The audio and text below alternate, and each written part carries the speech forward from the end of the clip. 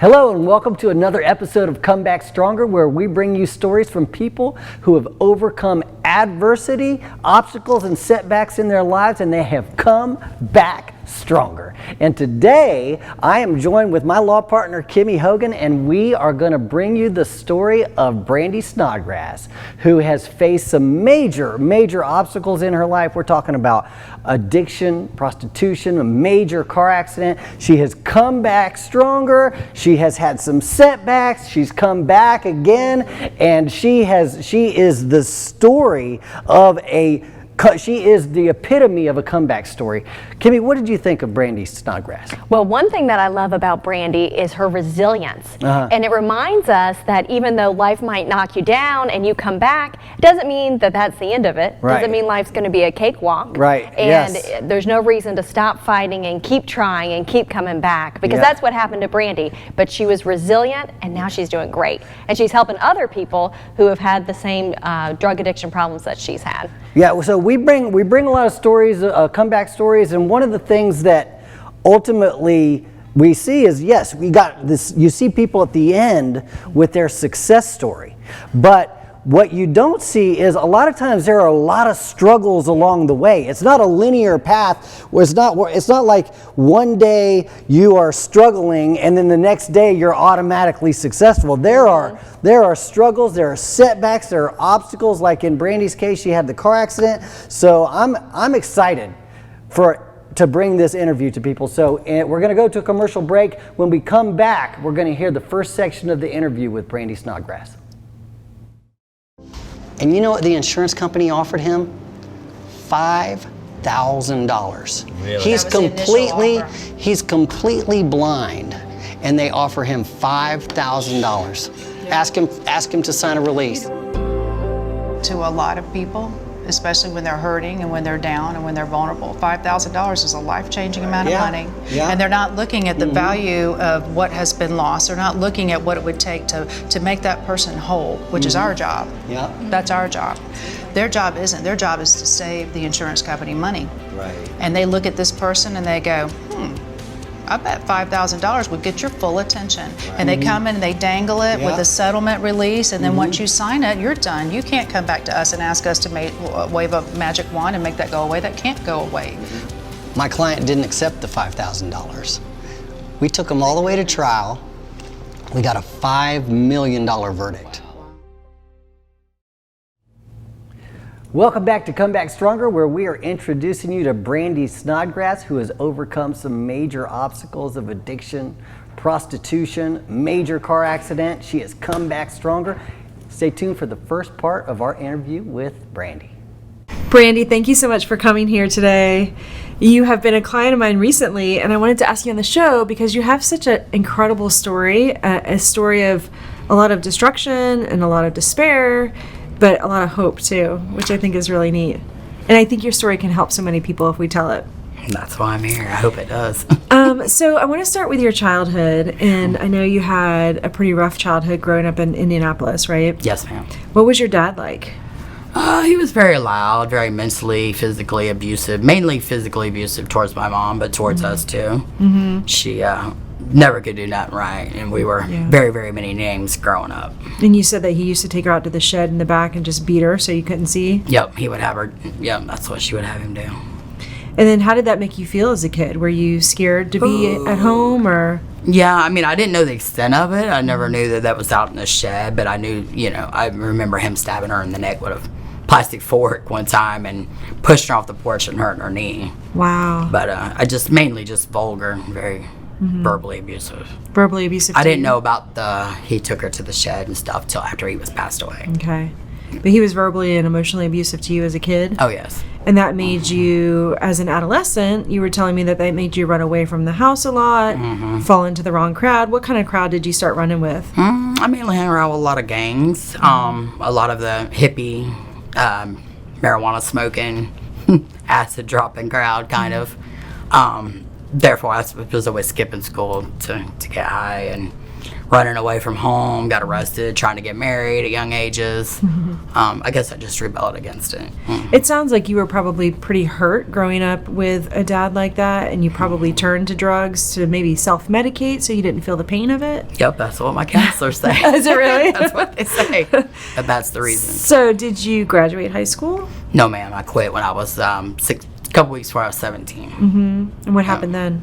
I went and turned around and got my GED right afterwards. My dad kept saying I wouldn't amount to anything, so I definitely had to go do that to prove him wrong and put it in his face. What'd you do after you got your GED? Did you go to college? No, I didn't. Well, I did sign up to be an auto mechanic, which, however, it's never a good time. It's not a good time. It's not a good time, and that just kind of happened all the way to here. So I know you got married and you and your husband had a drywall business for a while, right? Yes, ma'am. Mm-hmm. And then your dad ultimately passed away. Yep. I was with my husband 6 years, married 6 months, and right after that, my father passed away. In my arms, it took me all the way to prison to get over it and find the right counselor. I just never wanted to deal with it. I thought I always had to be the strong one for the family. I don't ever remember crying at the funeral. I just remember thinking I needed to be strong for everybody. But really, you just derailed at that point. I derailed. Yep. So almost instantly within 2 weeks. Why did that impact you so much? Because you didn't have a good relationship with your dad growing up. We became, after him and my mom divorced, about 2 years later, we had gotten really close. Like that, my mom leaving him totally changed my dad, 100%. But then why did him dying completely derail you like it did? It was just that last breath, that sound, and I could not get over it for 17 years. Okay. What'd you start doing? Right away, I started working at a strip club and found crack cocaine and Xanax pills. Just always had a lot of drug dealers and stuff at my house, and inevitably, within a couple weeks of that, the cops came and basically told my sister by 8 o'clock the next morning that if I was not out of the state of Indiana, I would go to prison. I assume your husband... My husband, he left right when I got into addiction. Yeah. Instantly. Okay. And I think you told me earlier that you were trying to adopt, or you were adopting your stepsister's... My stepsister's kid, yeah. And then that obviously didn't work out with you. No, he taught me to sign my rights over in case we got arrested and lost him. So, and he never let me see him. That was... So your husband left, took the little boy that you were trying to adopt, and you hightailed it and left the strip joint, left all the drug houses, drug lords, and came to Florida. Came to Florida in 2003. Happened? Yeah, what happened after that? I stayed sober for about a year, and I was taking a girl home, and I noticed it was a shady area, and I figured out what she was doing. She always had 5 lighters in her hand, and I just started asking around, and I found it, of course. What, like crack? Yeah, that was my drug of choice back then, was crack cocaine. So when was the first time you went to prison? First time I went to prison was 2005. I caught a sales charge and a fleeing and eluding charge. Went to prison. I got 6 months and some probation, which I violated, and went to prison for a year. Didn't learn a lesson. I was young. It was a cupcake camp. I thought it was just fun and games, and I honestly just did not learn a lesson. You were not ready to get clean. I wasn't ready, no. Had you prostituted before that time in prison, or did prostitution not start until later? It started in Indiana. Yeah, okay, so before you came to Florida. Yeah. So you got out of prison after the year. You said it was like cupcake camp. It didn't faze you. You didn't care. You went right back into what you were doing. Yep, went right back to it. And I guess about a year from there, I found I was pregnant with my oldest daughter. That didn't matter either. She's 15 now, right? Yeah, she's 15. So it didn't matter that you got pregnant. What do you mean by that? I used through my whole entire pregnancy, and then when she was born, she tested positive for cocaine. And about the 4th time I went back to the hospital to see her because she was underweight by like a pound, they told me I wasn't allowed to see her, that she'd been taking a DCF. And another family started raising her? Another family started raising her. How did that impact you? That was an eye-opener. And because now you had your first baby. Yeah. Where was her father? He was an illegal immigrant. He didn't want nothing to do with it. He didn't want me to child support or any of that. Afraid immigration would get him, I guess. I'm not So here really you are, sure. a single mom, still using... Fight. Yeah. Well, I was using her while I was pregnant. But when I had her, I did get sober.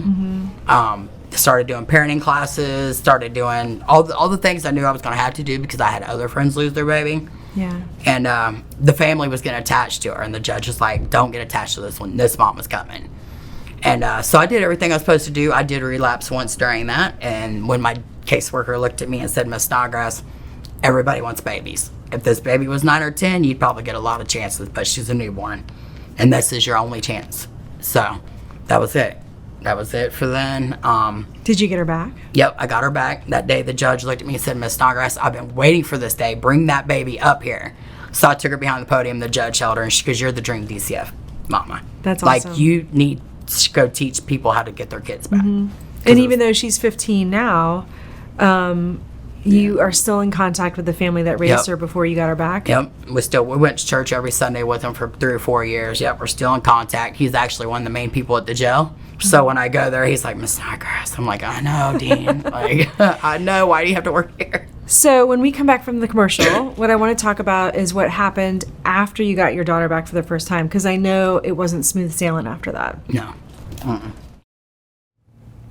Oh my gosh. What I love about Brandi is that she is so real. Mm-hmm. Like this is a real story of a real person that has made horrible, terrible mistakes. And then the second thing that I love about it is that because she loved her child, she wanted to have her child, wanted to raise her child, she did what she had to do to get the parenting classes, to become the ideal candidate for DCF to get her baby back. And it's a struggle. It was a struggle for her. What is your big takeaway? I love that the judge said you were the dream DCF mama. Can you imagine being in her shoes and having fought and have that fear that you're going to lose your child? Where the judge says, listen, babies are in high demand. You're not going to get a bunch of chances because there's a family that wants your child. You know, and that's when things really got real. And she said, I'm going to do everything I can. Imagine having a judge say, you're the dream DCF mom at that moment. Like feeling like, oh my gosh. That probably felt pretty good. I mean, but this is a woman that she knows she's made mistakes. Yeah. It's been a major struggle for her. And then she goes and does what she has to do to get her child back. But then when you hear the second part of the interview, you see that it wasn't, it didn't last that long. So anyway, this is a very good story, very compelling story. We're going to go to another commercial break, and when we come back, we're going to hear the second part of Brandi's story.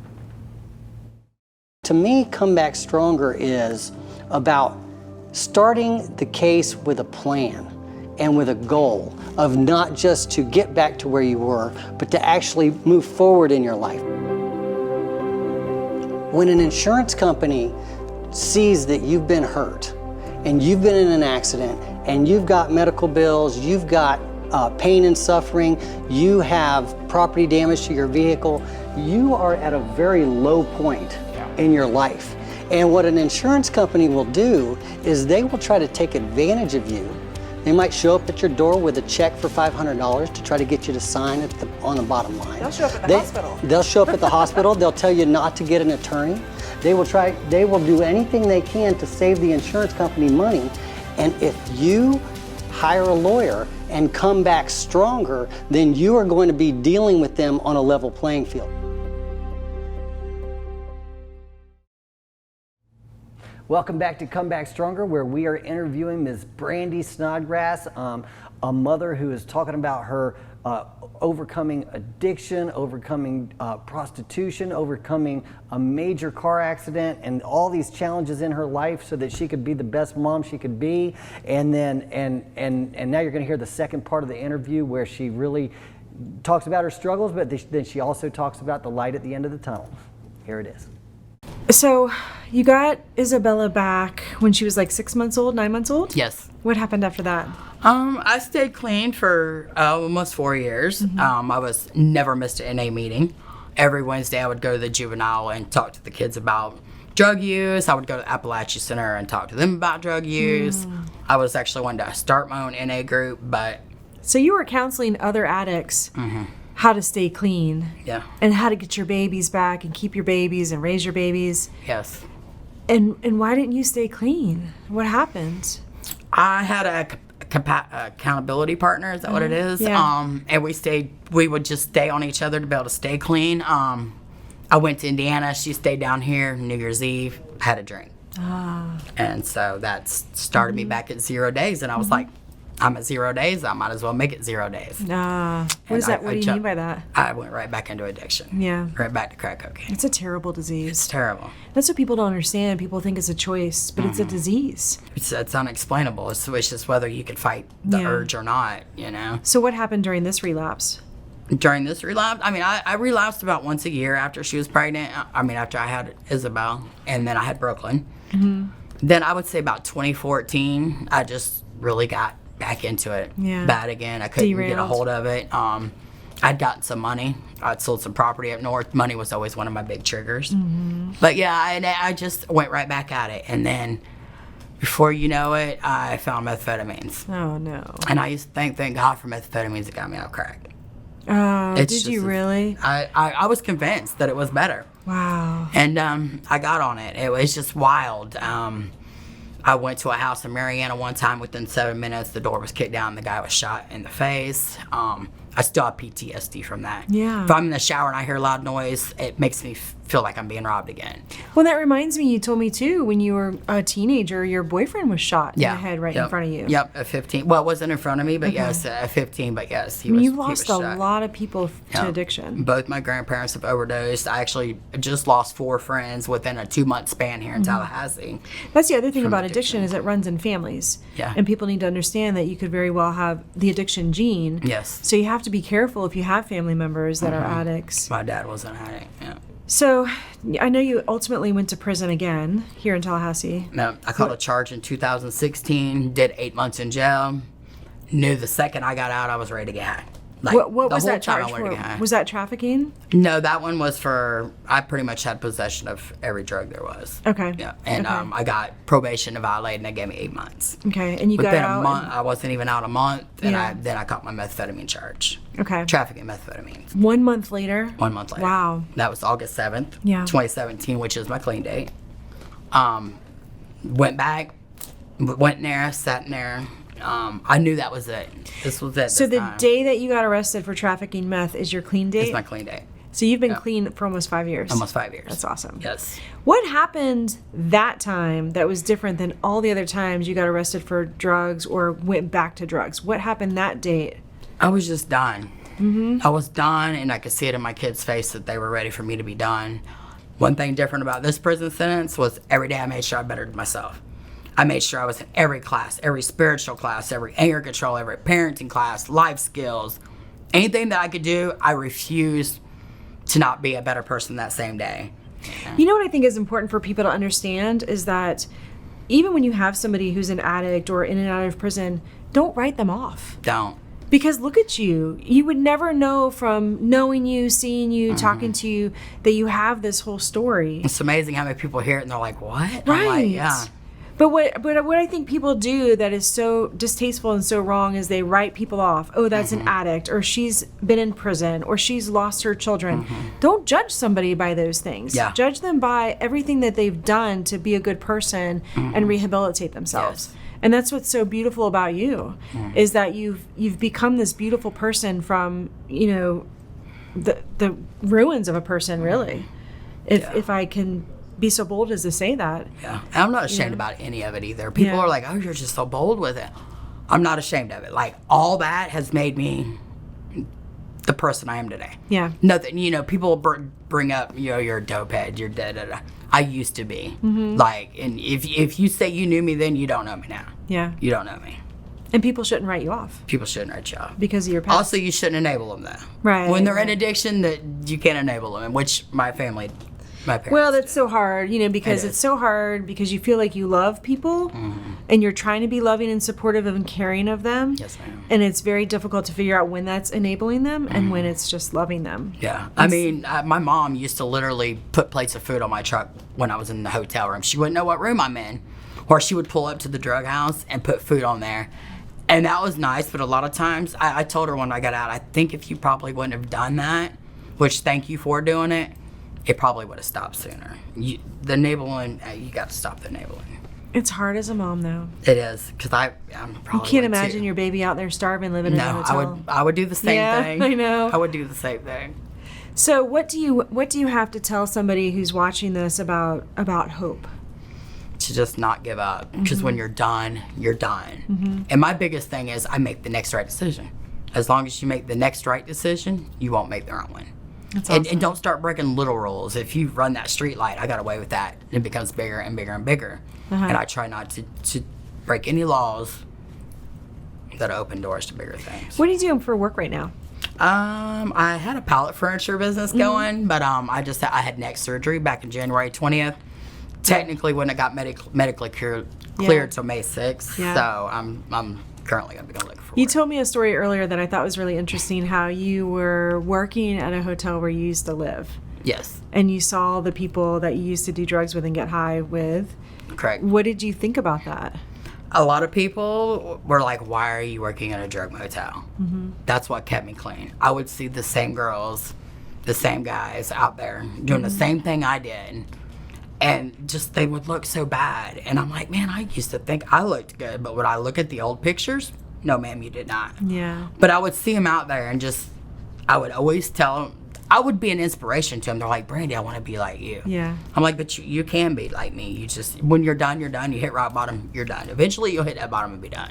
And I think you're going to be an inspiration as you move forward. And as your comeback story progresses, I think that you're going to be an inspiration to so many women that are in the prison system or that are in the throes of addiction, so that they can see you and they can know that there's a light at the end of the tunnel, there's hope, there's a future, because you're such a good model for that. Yes. You just cannot give up. And you have to fight for it. It's a fight every day.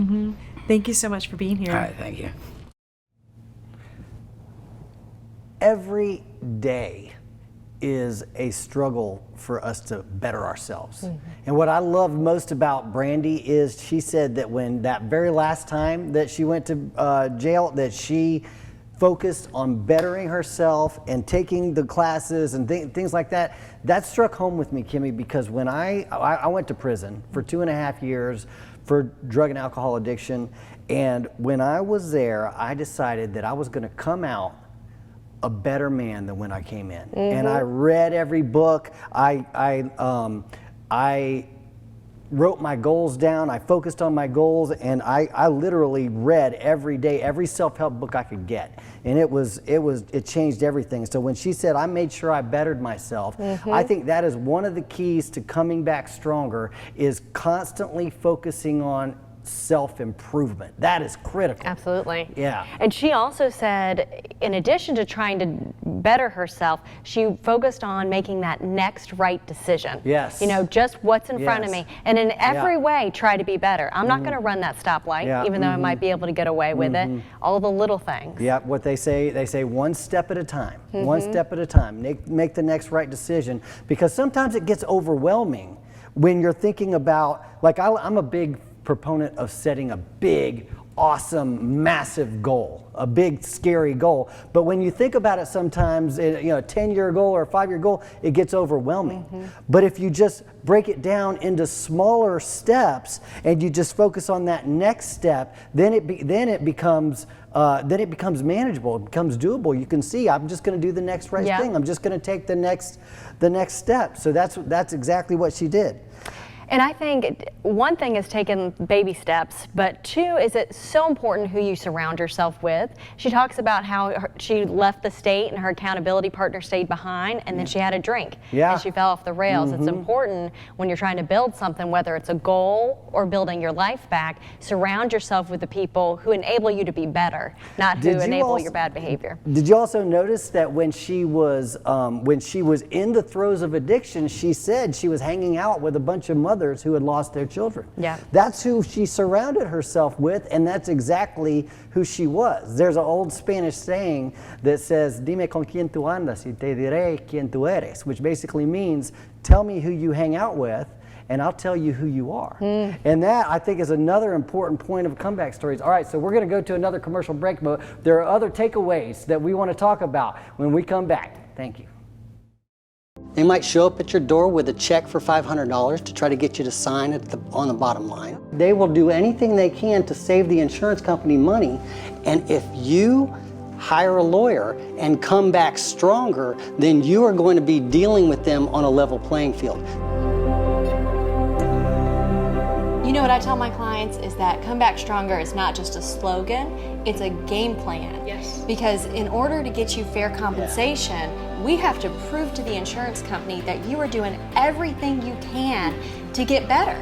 Yes. And when you do everything you can to get better, if you're still hurting, then insurance company, you better pay. Right. Because we want to make you whole. So it's not just an idea of let's make you better after this horrible thing happened. It's a plan to make you better. And I think in coming up with that plan, it makes us better lawyers too. 100%. Because I think having that game plan helps us achieve more and be more successful for the client.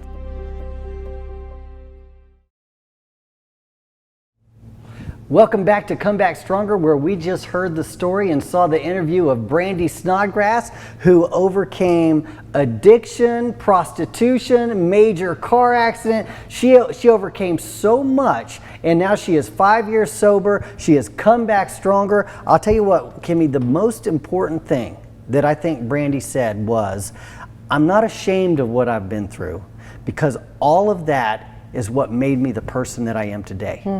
I think that is so critical, because so many people, they feel so ashamed that shame and that negative emotion holds you back. Yeah. But when you realize that the challenges that you face, the suffering, the obstacles, the setbacks, all of that are giving you the lessons that you need to learn to become the person that you're supposed to become. That's a critical part of every comeback story. And she's using that to be a role model to the communities that need her the most. Yes. She's going back to the hotel where she used to be a drug addict, and folks are seeing her having made something of her life. Yes. She's going to the juvenile, she's going to the county jail, she's talking to people, and she's able to say, look, this is what I've been through, this is what I'm going through. Yeah. But there's light. She's right? doing There's drug hope. counseling for other people who are overcoming drug addiction. And so that's exactly right. That's the beauty of a comeback story, is that when you do come back, then everybody else can see that you did it, so they know that they can do it too. Absolutely. Right? That is what it's all Absolutely. about. And so we hope y'all watching out there, we hope that this is helping somebody with their own comeback story. Yeah, absolutely. So we really enjoyed meeting you with you guys this time, so you could see, introducing you to Brandi Snodgrass. We look forward to the next time for the next comeback story. Thank you so much.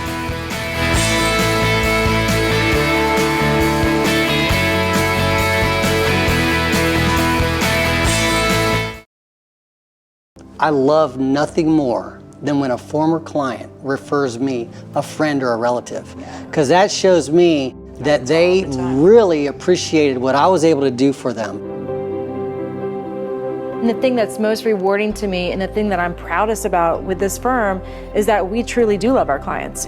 I've got them in my phone, I follow them on social media, I celebrate when they have their grandbabies, or when they change jobs, or when they have their first baby. And that's real, and it's so rewarding from a personal standpoint and a professional standpoint. And I think that realness and that relationship helps us make their cases so much better too. 100%. They're not just another number to us, they're not just a cog in the wheel, they're not just a way for us to make a living. It's just a way for us to have better lives ourselves by getting to know so many clients and helping them. I think that's why so many of our clients come back to us and send people that they love That's true. and know to us. That's the best part. It's the highest compliment you could get.